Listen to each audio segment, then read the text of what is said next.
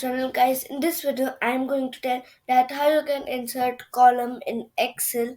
So let's start the video.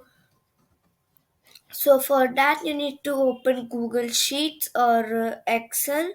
I'm using Google Sheets. You can also use Excel. So link is in the description box, you can check it out from there. Now I'm going to open Google Sheets.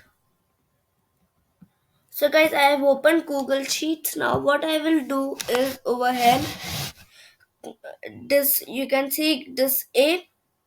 I am going to right right click on it, and you can see guys these two column options: insert one column left and right. So first I will do right. So you can see guys in the right one column has this column has been inserted. Now in this, again click on A and click on insert one column left.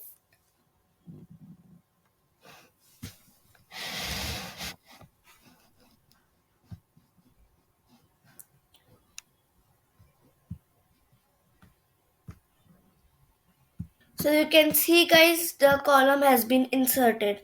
So guys, if you want a video on how to insert row in Excel, that you can comment me, or I guess I've already made that video.